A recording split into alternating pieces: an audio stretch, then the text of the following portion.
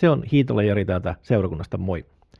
Mä kävin tuossa kesän aikana haastattelemassa muutamia mulle tuttuja henkilöitä ja aloitetaan Timo Orrella, joka on toiminut Harjavallan seurakunnan nuorisotyönohjaajana ja hän on myös ollut Maatanäkyssä festarin stage managerina. Mennään vähän katsoa, mitä me keskusteltiin. Jos me mennään niin sanottuun siihen syyhyn, miksi me ollaan täällä. Eli sut on Timo saatu kiinni, no ei. Mutta muistatko yhtään, missä me on tavattu ekan kerran? Kyllä, se on ollut varmaan Säkylän seurakunnan näitä leirikuvioita tai isoskoulutuskuvioita.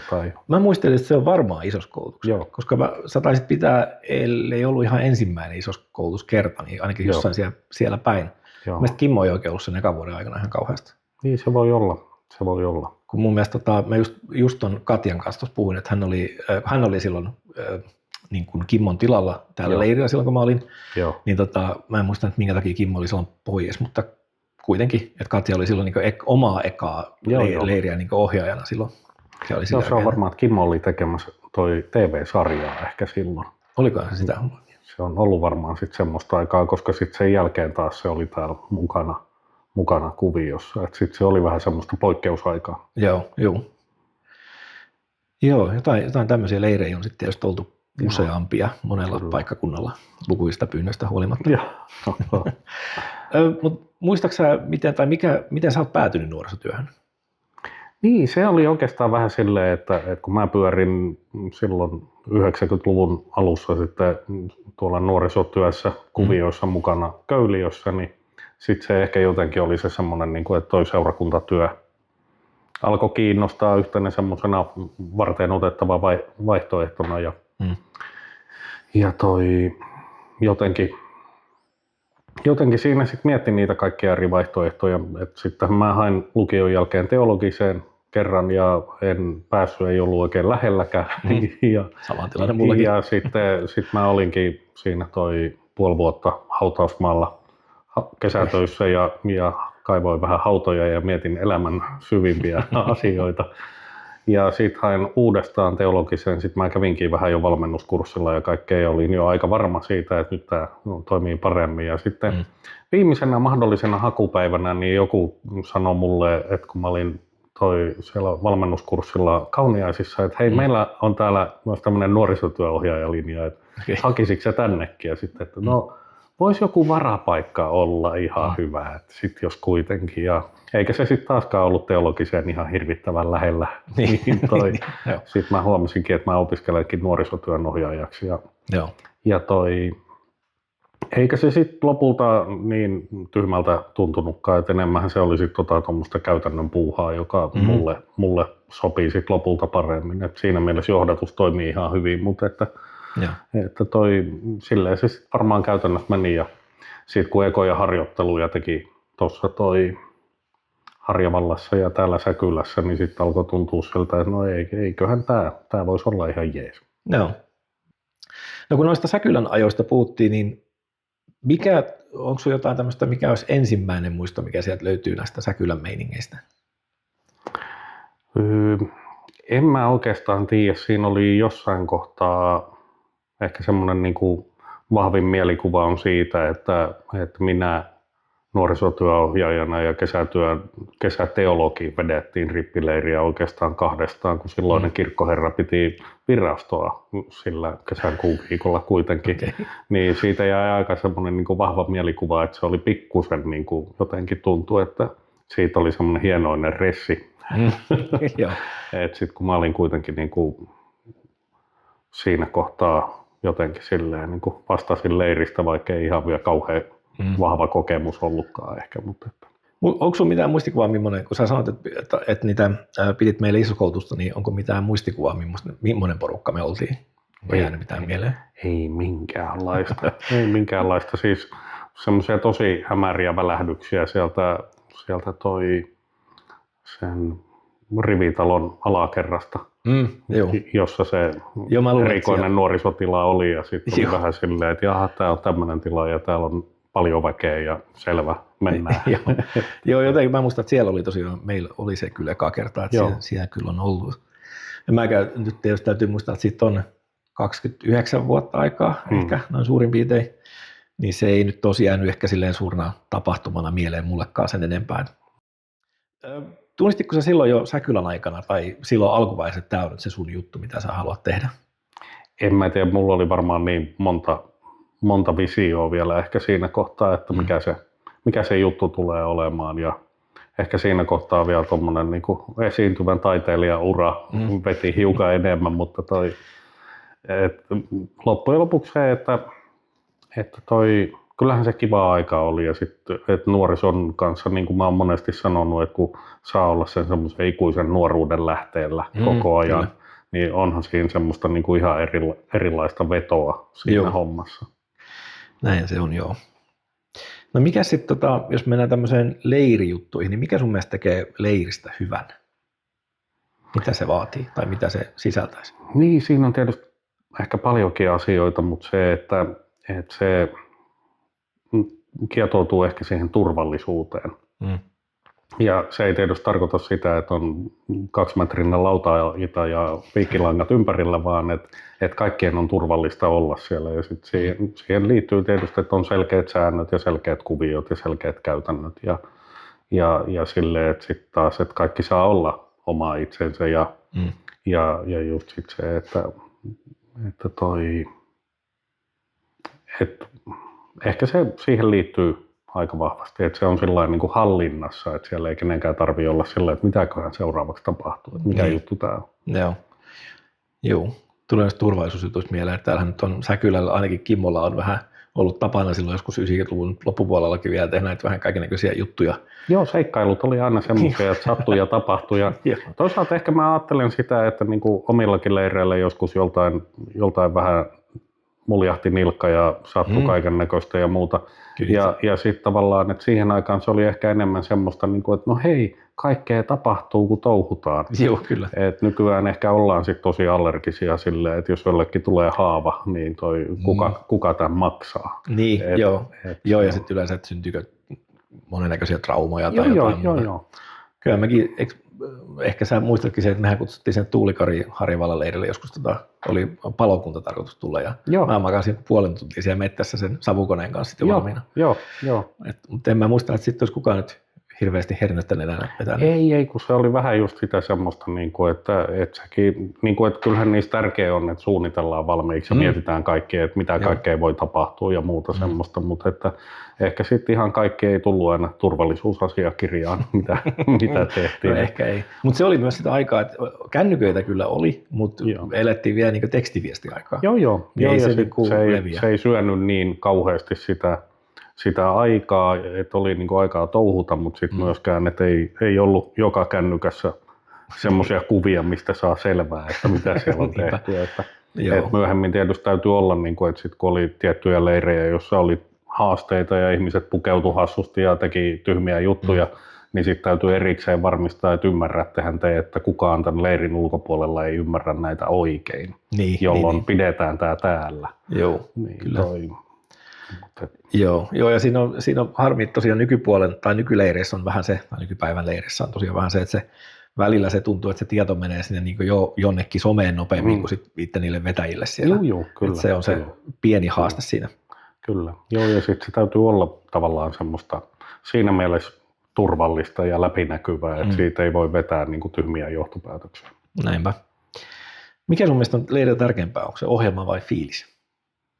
Että siitä tulee kiva leiri. Niin, kyllä se hyvin valmisteltu ohjelma tuo sen hyvän fiiliksen myös. Niin, no sekin on joo. Sitten se on silleen, että toki muistan kai joskus tässä tilassa on vedetty jonkun Karkuukospel-retkipäivän jälkeen vielä pitkällistä iltaohjelmaa silleen, että edellä mainitut 2 vetäjää veti sitä, kun ei kukaan muu oikein enää jaksanut. Ja sitten oli jo jossain kohtaa se, että leiriläiset oli sitä mieltä, että voidaanko me mennä jo nukkumaan, jatkuuko tämä vielä kauan. Et ehkä just se, että on valmistellut sitä pidemmälle kuin mitä kukaan jaksaa, niin sitten sekin on semmoinen, että onko jäänyt jotain erityisiä hetkiä leiriltä mieleen? Tuleeko mieleen semmoisia jotain huippukohokohtia tai muita? Niin, en mä tiedä. Siis se on ehkä, jos täällä niin kuin Säkylässäkin ajattelee, että oli semmoinen tietty leiri, missä oli tietty ryhmä poikia, joiden kanssa oli paljon haastetta ja niiden kanssa joutui aika paljon vääntämään. Ja sitten tavallaan, että sit kun oli semmoinen tietty määrätietoinen linja siinä leirillä koko leirin ajan, niin niistähän kavereista kasvoi sitten isoskoulutuksen kantavia voimia sen jälkeen. Että sitten tavallaan, että he huomasivat, että niillä tietyillä säännöillä ja toimintatavoilla suojataan myös sitä leirin toimintaa, ja heillä olikin sitten lopulta ihan hyvä fiilis, koska he jäi toimintaan mukaan. Joo, itse asiassa olen itsekin omalla leiriltäni päässyt kasaamaan leirikirkkoa, mitä ei nyt enää ole, mutta niin. Siis kuitenkin. Joo, ja kyllä me mun mielestä, no ei kaikki tullut, sanotaan, että meitä oli 4 mun mielestä ja 2 meistä jatkoi kuitenkin niin isossa koulutuksessa. Joo. Niin kyllä me niin on jo oman päästä tekemään. Joo, kyllä se jotenkin siis siihen se liittyy, että siitä, niin kuin se mitä työtä tehdään, niin se vaikuttaa niissä nuorissa ja sitten ne lähtee toimintaan mukaan. Et tulee niin kuin kohdatuksi ja nähdyksi ja sitten tavallaan tuntuu, että tämä on semmoinen hyvä juttu, niin kyllähän se voi kantaa kohtuu pitkällekin. Kyllä.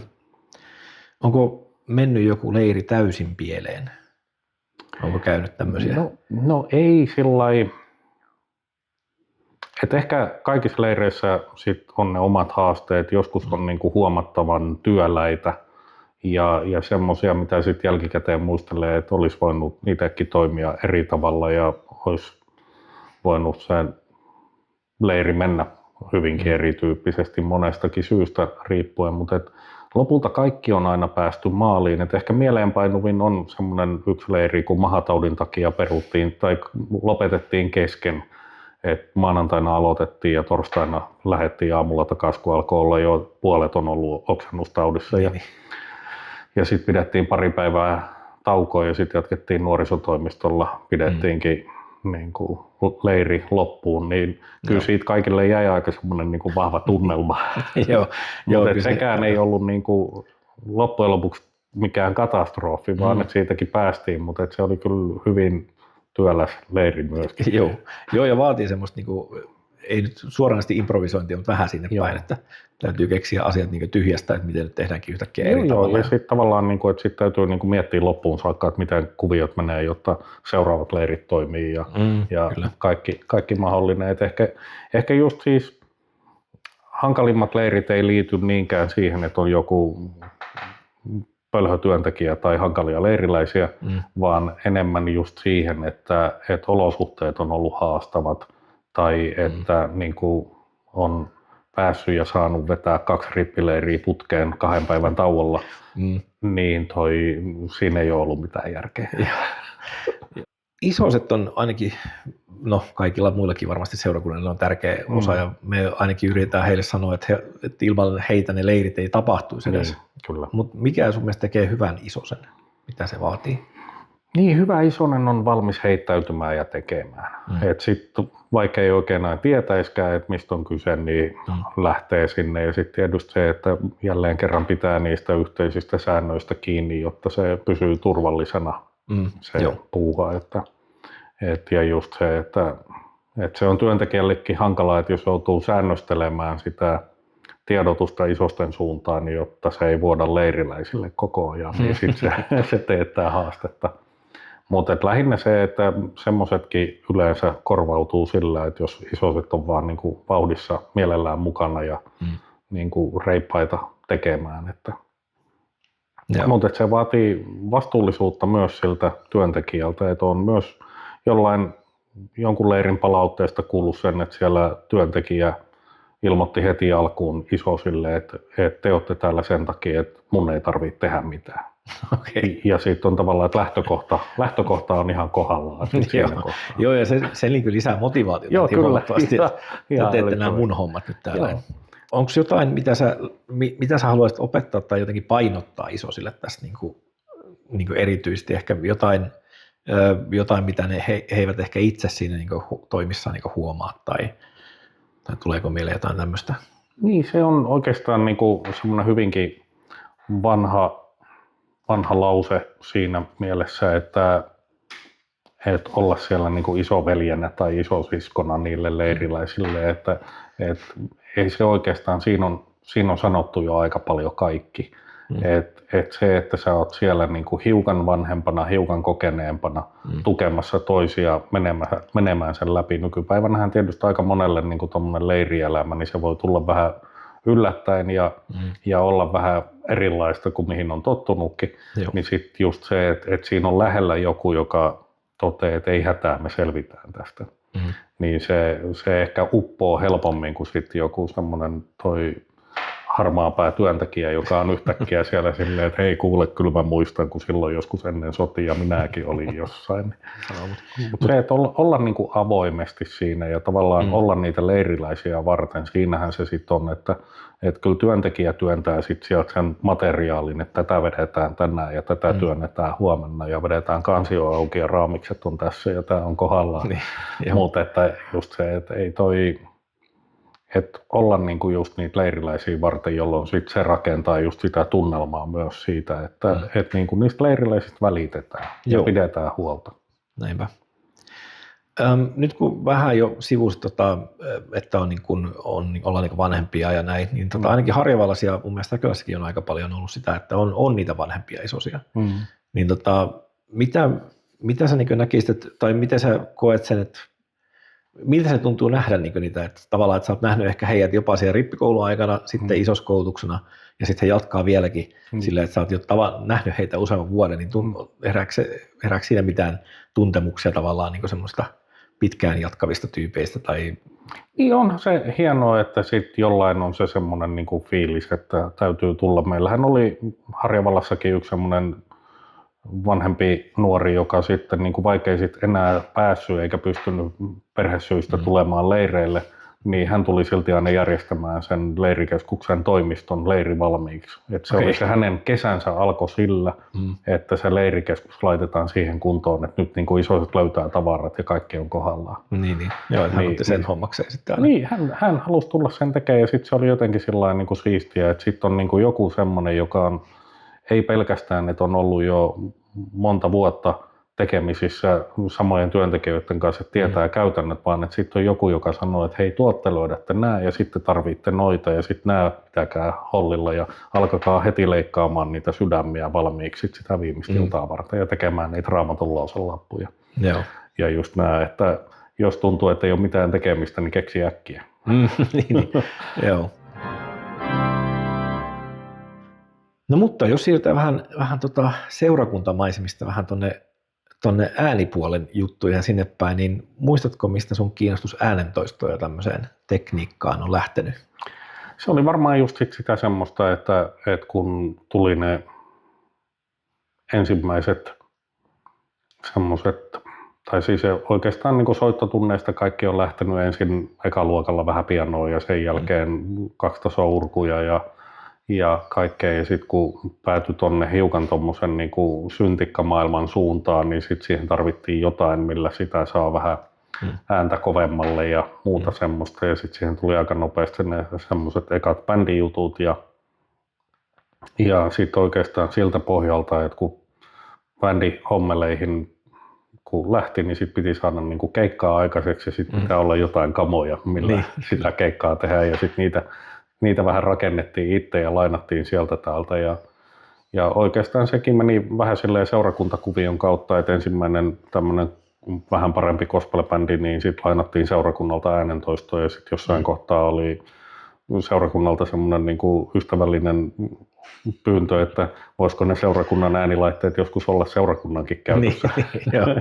Niin sitten siinä kohtaa oikeastaan tuli se ensimmäinen semmoinen, että ahaa, nyt on varmaan se hyvä hetki ostaa omia.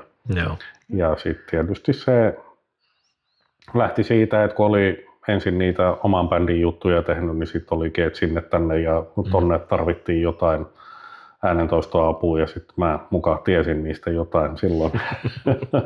Niin sit piti aina auttaa ja opastaa ja hankkia jotain ja niin poispäin. Ja sitten se pikkuhiljaa lähti siihen, että oikeastaan niinku, että bändikuviot meni ammattimaisemmaksi, niin kalustokin meni ammattimaisemmaksi ja sitten jossain kohtaa, kun ei ollutkaan toimivaa kokoonpanoa, niin sitten oli edelleen kuitenkin äänentoistohommaa.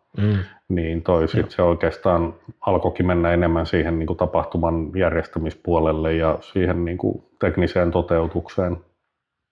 Ja sitten muistan joskus oman isän kanssa miettineeni kesäisen illan hiljentyessä, että harrasteleeko vaan vai ottaako vähän pankista lainaa. Ja, niin. ja siitähän se sit, niin kuin se alamäki varsinaisesti lähtikin, että sitten tuli hankittua vähän enemmän kamaa ja sitten niiden kanssa koitettiin ruveta tekemään kaikenlaista. Ja sitten tietysti löytyy yhteistyökumppaneita, joiden kanssa tehtiin sitten aikanaan paljon isojakin tapahtumia ja kesäteattereita ja kaikenlaista. Just tosiaan asennushommia ja muuta tuommoista ääni- ja valoteknistä ongelmanratkaisua, niin se on ollut semmoista vahvaa syöksykierrettä sitten. että sitten jossain kohtaa piti ruveta niin kuin myös miettiä sitä, että miten sitä hoitaa järkevästi tuossa oman työn ohella ja sitten tuli toi perhepiirissä perustettua osakeyhtiö, joka siinä vaiheessa teki taidelasia ja tapahtumatekniikkaa ja toi sitten se painopiste kääntyi vähän toisinpäin. Ja yrityksellä on nyt sitten 25. toimintavuosi menossa. Joo, meisinkin just kysyä, että mistä saakka te olette ollut, mutta joo, on se sitten aika kauan. Joo. Niin, ei ihan 2001. Joo, 2001 on laitettu firma pystyyn siinä kohtaa, kun alkoi olla sitten muutamia sen verran isompia juttuja, että se ei mennyt enää sillä, että laitetaan matkalasku. niin, joo, aivan. Joo, itse asiassa vähän tuohon liittyen, tai palataan hiukan sen nuorisotyön takaisinpäin, että miten toi nuorisotyö ja se tekniikka on kietoutunut sun elämässä niin yhteen? Mä vähän tiedän, mutta muuten ei ehkä tiedä. Mutta siis se oli oikeastaan just sitä semmoista, että sitten jos haluttiin, että oman seurakunnan porukassa tehdään jotain tapahtumaa tai saadaan edes jollain tavalla niin kuin telkkarista ääni kuulumaan hiukan paremmin, niin sitten siinä nopeasti tuli se semmoinen, niin kuin, että no hei, mulla on vähän jotain ja tähän voitaisiin tehdä tämmöistä ja niin poispäin. Että kyllähän se sitten helpotti myöskin siinä mielessä, että sitten kun järjestettiin vaikka rovastikunnallisia tapahtumia, niin ihan kaikkea tekniikkaa ei tarvinnut vuokrata jostain kauempaa. Niin sitten se alkoi myöskin hyödyttää molempia osapuolia siinä, että sitten niinku tapahtumien tekninen toteutus, kun tapahtuu kotikulmilla ja silloin se tarkoittaa, että kulut ei ole kauhean isot ja siinä samalla voi harrastaa sitä harrastusta ja sitten bändit tulee halvemmalla, kun niiden ei tarvitse tuoda tekniikkaa. Se on joo. Niin sitten se oli vähän semmoinen niin kuin hienovaraisesti semmoinen win-win tilanne siinä. Että. Joo. Joitain muistikuvia on silloin 2008, kun mä tulin työelämävalmennuksen nimikkeellä, muistaakseni sen Harjavaltaan, niin olisiko ensimmäiset päivät tehty ristilukki. Joo, voi olla. Taisi aamu alkaa sieltä itse asiassa teiltä. Joo. Mun mielestä kasattiin jotain, muistan, että jotain pistokkeita laitettiin kasaan. Joo, varmaan. Ruuvailtiin kiinni. Kaikennäköistä jotain tämmöistä pientä hommaa ja kyllä me siinä aika lailla koko päivä oltiin. Se oli melkein silleen, kerkesi nukkumaan muutaman tunnin ja takaisin sitten aamulla. Joo. Se oli semmoinen jännempi viikonloppu silloin. Joo, se on. Ja kun se on tietysti se on ollut semmoista projektiluontoista ja sitten vähän semmoista, että välillä on niitä ollut hiukan enemmän ja muuta, mutta just sit tosiaan, että sit se on, ehkä siinä on ollut tärkeää just niinku rakentaa sitä silleen, että työkuvioissa pystyy hyödyntämään sitä, mutta sitten tavallaan, että niitä työyhteyksiä pystyy hyödyntämään myöskin sit siinä tapahtumaharrasteessa. Että, niin, kyllä. että se oli tavallaan, että ehkä niinku alun perinkin niinku hommat profiloitu enemmän siihen, että ei niinkään mitään keskiyön yökerhokeikkoja, vaan että tehdään enemmän semmoisia tapahtumia, missä on niinku, ihmisillä on yhteinen päämäärä. Joo, kyllä. Tuleeko mieleen joku, mikä olisi ehkä haastavin tapahtuma, jonka olet ollut laittamassa pystyyn tai toteuttanut? Niin, no on tehty kohtuullisen isoja urheilukisoja aikanaan sellainen muutaman firman kesken, että tarvittiin oikeasti vähän kaikki, mitä löydettiin, kaikki tutut ja kaverit ja puolituttavatkin hoitamaan hommia ja sitten just tosiaan, niin kuin, että sitä kalustoa kerättiin ihan joka puolelta kanssa, että saatiin ihan niin kuin maantieteellisesti aika isolle alueelle tavaraa. Että ne on ollut semmoisia, että sit kun on tehty niin kuin isohkoja kilpailuita, niin se on vaatinut aika paljon sitä. Ja sitten siinä on monesti ollut sillä lailla, että sen ei pelkästään, että se tapahtuman äänentoisto toimii, mutta se, että sit siellä on ollut myös bändilavoja siellä täällä, että sitten on pitänyt olla niin kuin hyvinkin monenlaista. Joo. Mutta ehkä haastavimmat kuviot liittyy enemmän taas jälleen kerran siihen, että on uuden vuoden aattoyönä keikalla jossain niin, että tavarankuljetushissi hyytyy kerrosten väliin sinä yönä, kun kukaan ei halua lähteä sitä niin kuin yhtäkkiä sieltä korjaamaan. Joo, ja vähän tommoinen, että et voi mitenkään varustautua tähän tilanteeseen. Kyllä. Tuleeko meillä jotain sellaista asiaa, mitä moni ei ymmärrä tapahtumatekniikan kulisseissa tai siellä? Tuleeko mieleen jotain tämmöistä, mikä ei ehkä perusseuraajalle tule ehkä sille ihan itsestäänselvyytenä? Niin se on vähän se, että kun joku soittaa puoli tuntia ennen kuin tapahtuma on alkamassa, että meillä on täällä toi huutokauppa ja pitäisi meklarin ääni saada kuulumaan, niin voitko tehdä jotain?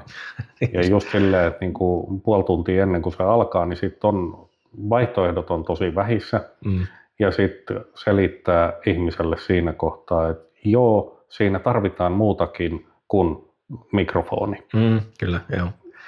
Että just sit se tavallaan, että se niinku, että mitä kaikkea siihen tarvitaan ihan lähtien siitä, että siellä täytyy olla sähköä tai sitten täytyy olla hyvät akkuvarmennetut laitteet ja niin poispäin. Että tavallaan se semmoinen niinku kokonaisuuden miettiminen on välillä semmoista hepreaa.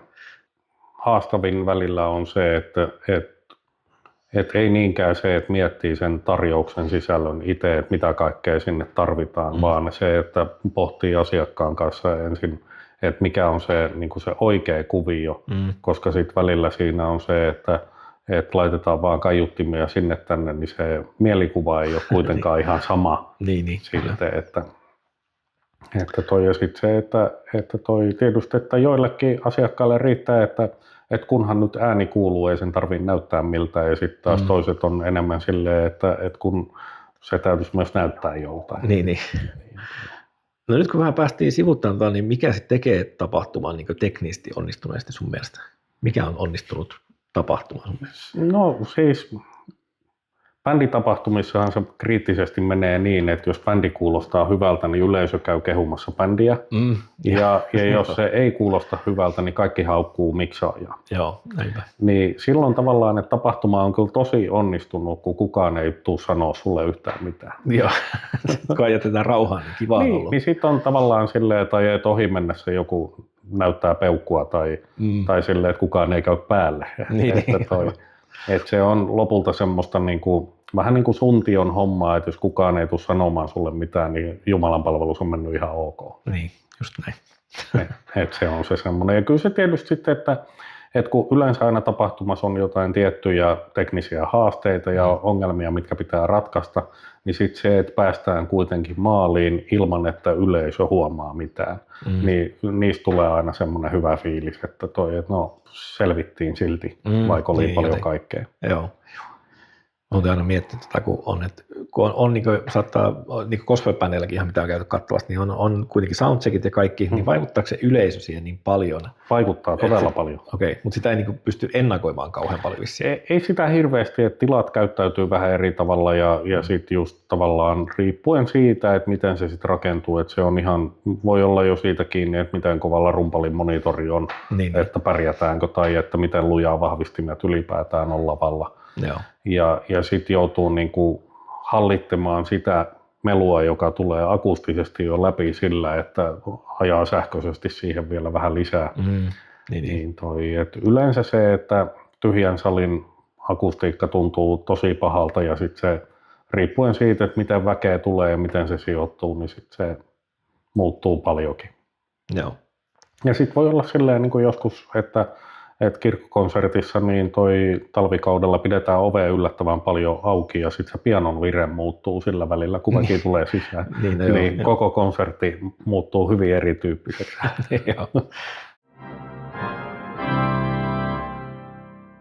Sähän olit mun ymmärtääkseni maata näkyvissä festareilla aika paljon lavamestarina. Oliko se lavamestari? Joo, se Stage Manageri nimellä, että tavallaan siinä se meni vähän silleen hauskasti, että jonain kesänä, kun olin toi kesäteatteria pystyttämässä, niin sitten tuli soitto, että joku oli sanonut mun nimen väärässä paikassa ääneen, että kun nyt ei ole stage-manageria tonne tulevan loppuvuoden festareille, että nyt täytyisi äkkiä joku saada. Ja sitten mä olin vähän silleen, että no mitäköhän se tarkoittaa. Ja no ehkä kai mä sit voin lähteä.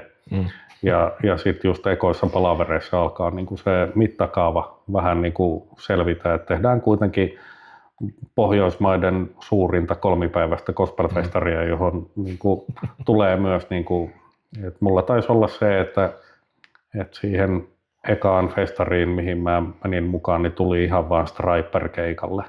Niin sitten oli just se semmoinen, niinku, että siinä oli tosi paljon asioita, mitä sitten piti niinku kuitenkin hoitaa, että tavallaan rakentaa se minuuttiaikataulu sen pohjalta, mitä tapahtumajärjestäjä on miettinyt, että missä järjestyksessä tapahtuu, niin sitten tavallaan ne kaikki soundcheckit ja valmistautumiset ja muut.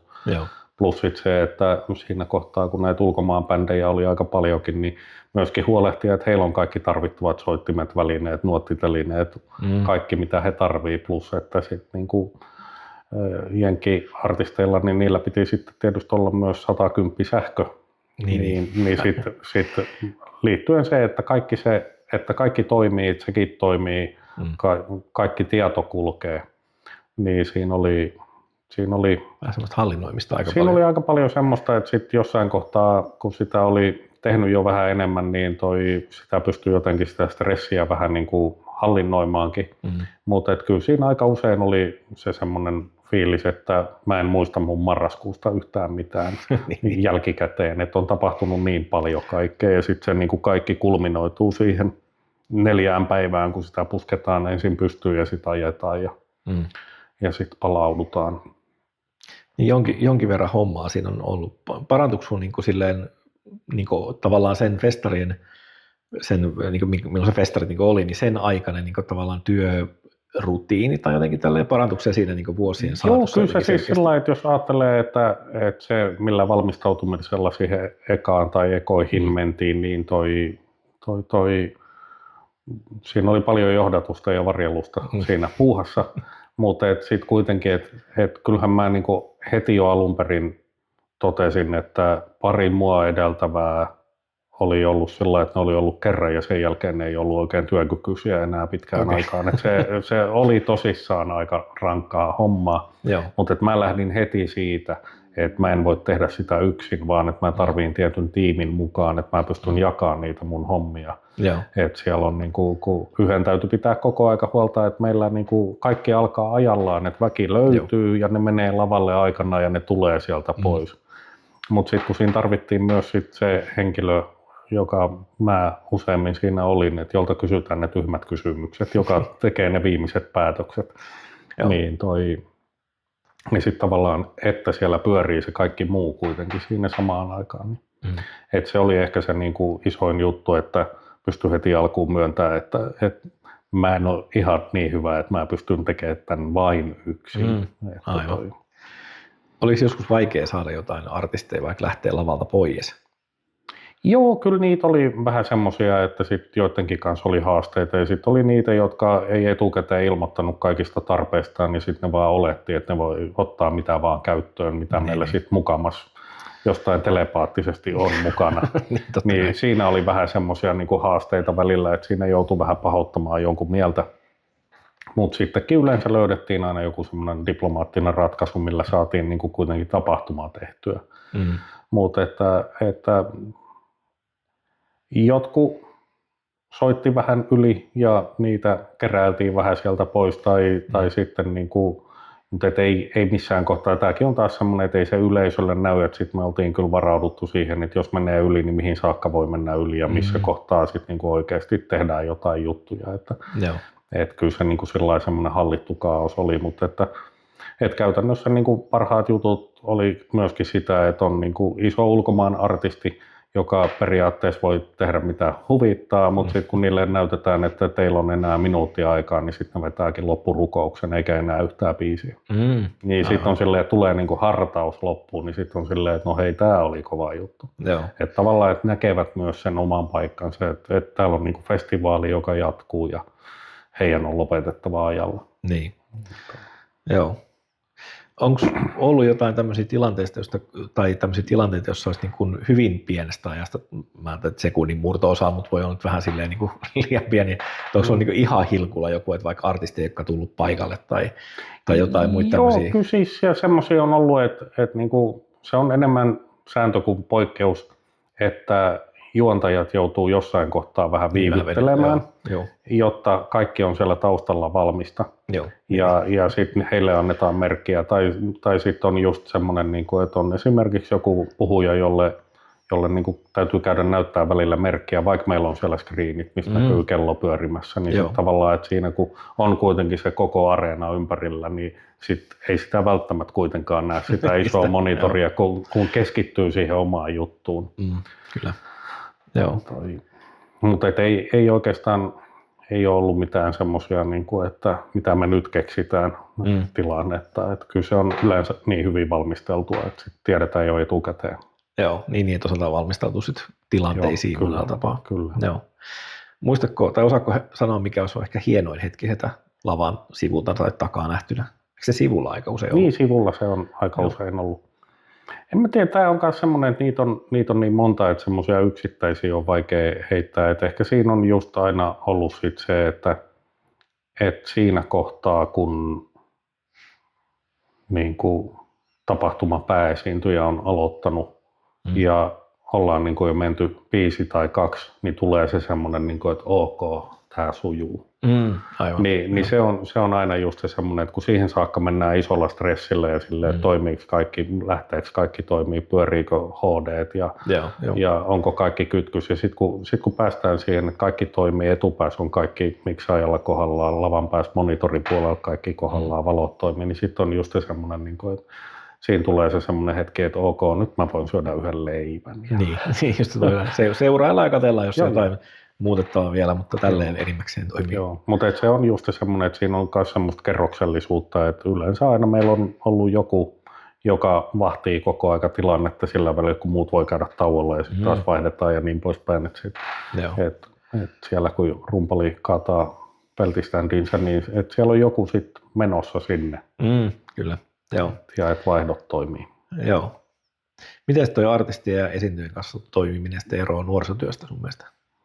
No ei, kyllä siinäkin se on oikeastaan sillä, että ihmiset tykkää, kun ne tulee huomatuksi ja tavallaan niin kuin kohdatuksi. Että sitten on niitä, joilla toi omaan persoonaan ehkä liittyy se semmoinen, että pidetään hiukan enemmän etäisyyttä ja sitten on niitä, joiden kanssa se semmoinen tyhmä läpänheitto lähtee heti liikkeelle. Niin että ehkä tuollakin on aika usein ollut just se, että se yhteinen sanoma ja yhteinen asia yhdistää niin, että sit siinä on aika helppo lähteä silleen, että harva on kuitenkin tullut sinne niin kuin sitä omaa egoa pönkittämään. Niin sitten se niin kuin yleensä toimii ja semmoinen mutkaton suhtautuminen niin yleensä tuommoisessa toimii. Että.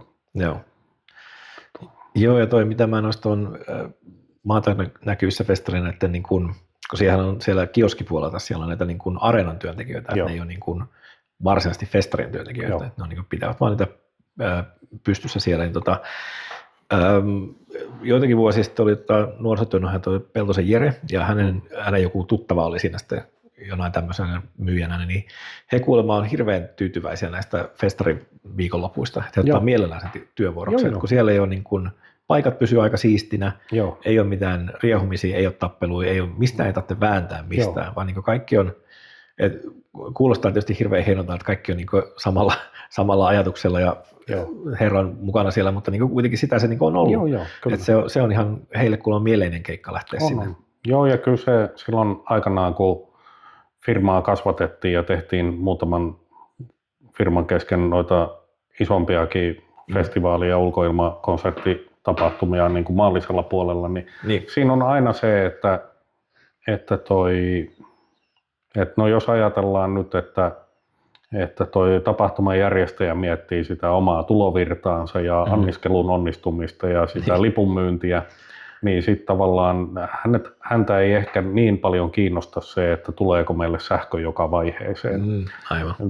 Tai että onko meillä hankaluuksia artistin kanssa. Tai jos artisti rikkoo jotain meidän kamoja, niin sitten myöskin siinä voi käydä niin, että artistille on maksettu käteisellä ja ne on jo kadonnut saman tien, kun huomataan, että ne on rikkonut mennessään jotain. Niin sitten tavallaan, että siinä on vähän se semmoinen, että on niinku eri ryhmittymiä, joiden kesken sit niinku ei ole semmoista yhteistyötä. Ja sitten voi olla niin niinku muutamassa tapahtumassa kävi, että joku yrittää ihan yleisön joukosta siitä vaan rennosti pölliä meiltä tavaroita lavalta, että monitori selkää ja lähdetään juokseen, vaikka siinä on johtokin.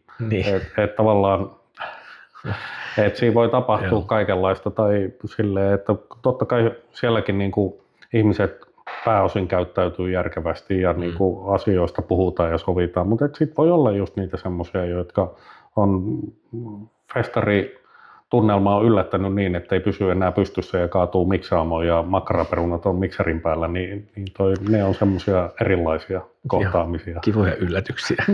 Et ole hankkinut kuitenkaan sen mikseripöydän päälle semmoista kumista suojaamista. Ei se ihan toimi. Kyllä me yleensä yritettiin rakentaa silloinkin niin, että se teltta oli siinä silleen, että se piti enimmät sen verran kaukana, että ei ylettynyt ihan suoraan, mutta se kaikennäköistä sattuu ja tapahtuu. Ja tietysti just se, että siellä kaikki ei niin välitä siitä yleisestä siisteydestä ja turvallisuudesta, että sen takia on ollut kivampi tehdä just näitä hengellisen puolen juttuja.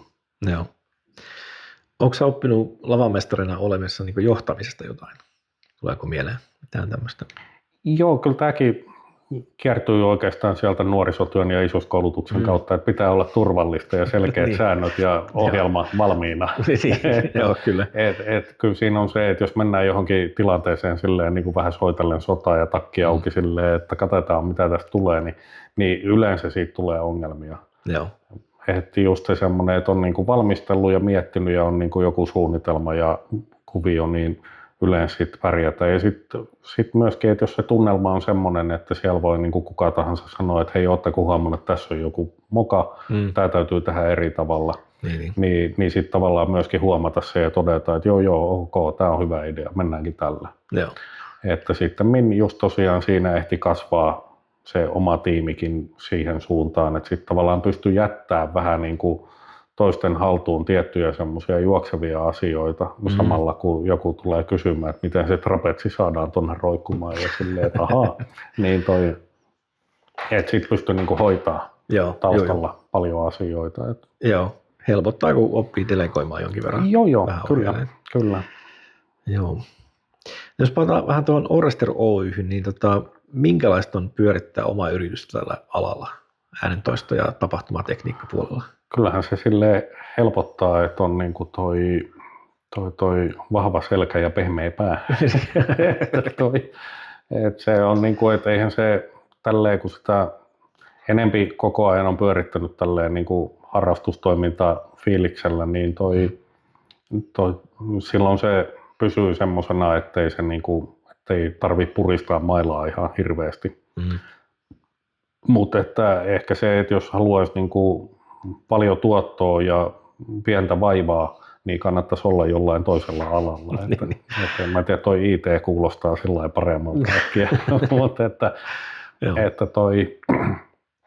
se on kuitenkin siis, ehkä se vaatii just sitä, että kun on ollut kiinnostunut itse siitä alasta, niin sitten tavallaan se on semmoinen erityisala, että välillä sitten täytyy herätellä itteitä myöskin siihen, että aivan, että tämä on semmoinen ala, mitä oikeasti kaikki ei osaa. Kun sitten itselle moni asia on semmoinen, että no näin tämä menee ja otetaan toi ja kytketään yhteen ja mennään. Ja sitten toiselle se on silleen, että mä en ymmärtänyt muuta kuin että toi ja toi. Kyllä. Joo.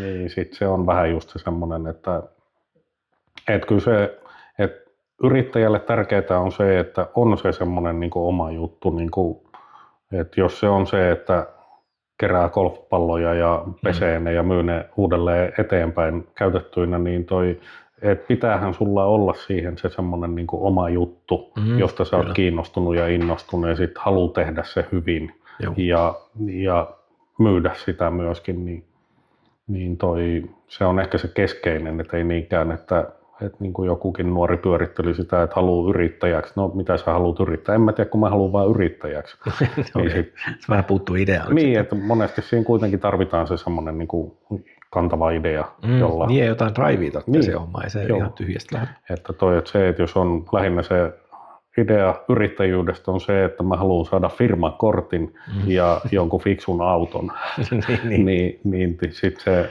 lähtökohdat on vähän hankalat. Joo. Mitä sä pidät yrittäjyyden suurimpana haasteena, tai mikä on tämmöinen, mitä on tullut vastaan? Niin, no kyllä se tietysti tämmöisenä niin kuin ujona maalaispoikana, niin se itsensä myyminen on tietysti aina semmoista hankalaa, että ehkä siinä tietysti täytyisi tutkia vähän Jehovan todistajien tätä tekniikkaa, mutta kun tuntuu, että ei hekään aina kaikki ole sitten jälkikäteen ollut tyytyväisiä siihen, että miltä se tuntuu. Okay. Mutta että just se semmoinen, mutta ehkä siinäkin on se, että iän myötä tulee vähän se semmoinen, että osaa valita ne omat taistelunsa ja kuvionsa, että ei ihan joka paikkaan tarvii myöskään mennä, ei tarvii tehdä niitä kaikkia tapahtumia, vaikka osaisikin ne ratkaista paremmin, koska sitten joskus on hyvä se, että toisetkin saa kokeilla. Kyllä. No mutta Facebookissa, mitä on nähnyt, niin kyllä sulla aika paljon on kuitenkin ollut tätä tapahtumaa tässä niin jo keväänkin aikana. On, kyllä sitä siis silleen on ja kyllähän se helpottaa, että kun on eläkkeellä tuosta nuorisotyöstä, niin sitten voi vähän myös valita, että mitä hommia tekee. Totta. Ja niinhän me tiedetään, että some on kuitenkin aina semmoista harhaa. Niin, joo, se on totta, joo. Mitä sä näkisit, että jos palataan tuohon nuorisotyöhön tai sinne nuoriin ja nuorisotyöhön, niin mitä sä näkisit, että nuoret tarvitsisivat tänä päivänä ehkä eniten aikuisilta? Niin, nyt on just se semmoinen haaste, että tuossa kun vähänkin liikkuu ja katselee ympärilleen, että kun pääosa ihmisistä on kuitenkin koko ajan tälleen, niin just se semmoinen, että se semmoinen live-kohtaaminen ja se semmoinen niin kuin vuorovaikutus ja se, että pysähdytään ja ei ole nyt mitään häiriötekijää, niin sehän on monelle semmoinen täysin kestämätön paikka, koska ei semmoista ole kotonakaan, että ei välttämättä ruokapöydässäkään niin kuin kohdata, vaan että siinäkin on joku ruutu, joka sitä hallitsee tai ainakin niin kuin joku on jossain muualla ja että se semmoinen pysähtyminen ja kohtaaminen on kyllä. Niin ja läsnäolo. Niin, se on aika tärkeää kyllä. Et se on niinku se semmoinen, että se just nyt hetki olla jossain. Joo, kyllä. Mitä sä pitäisit tärkeimpänä semmoisessa työssä, jossa toimitaan ihmisten kanssa, eli just vaikka nuorisotyön ohjaaja? Mitä sä vaikka niin itse omalle kohdalle kokisit, että sun täytyisi, mikä on sulle se tärkein niin työntekijänä siinä mielessä? Niin, kyllä se edelleen pyörii just tähän tämmöiseen, että ihmiset tulee huomatuksi ja kohdatuksi ja että niin kuin niistä välitetään ja just se semmoinen, niin kuin, että saada se kokemus siitä, että sä et ole vaan yksi numero tilastossa, vaan että nyt joku oli tässä hetken vaan mua varten ja tavallaan vaan tätä tilaisuutta varten ja että on saanut niin kuin kokea semmoisen, ehkä niin kuin joskus pyöriteltiin semmoista, että on niin kuin se semmoinen keidashetki sen muun arjen keskellä, niin se, että millä tavalla se tulee ja niin poispäin, että ei oikeastaan ole niinkään kiinni työntekijän kyvyistä tai osaamisesta tai musikaalisuudesta tai IT-osaamisesta, vaan että se on enemmän just se semmoinen, että joku on oikeasti kiinnostunut. Joo, kyllä. Mitä sanoisit nuorelle, joka miettii alaa tai ajattelee kutsumuspuolen juttuja tälle nuorisopuolelle? Onko mitään vinkkejä tai saatesanoja? Tai... Niin, kyllä sitä. Mä ajattelen, että paljon tyhmempääkin hommaa ihmiset tekee. Kyllä. Että ja onhan tässä just se niin kuin, tavallaan, että kun saa olla sen tietyn yhteisen asian äärellä, ja kaiken ainakin periaatteessa kuuluisi olla niin kuin samanlaiset päämäärät, niin on se sillai seurakuntatyönantajana ehkä sillai kuitenkin erilainen. Että vaikka nyt kaikennäköisiä henkilöstöhaasteita ja byrokratiahaasteita aina kaikissa paikoissa on, mutta sitten on kuitenkin enemmän ehkä se, että meillä ei ole vaan silleen, että me pyritään, että tämä osasto tuottaa paljon ja kannattelee tätä firmaa, vaan että kuitenkin pyritään yhteiseen päämäärään ja siihen yhteiseen hyvään.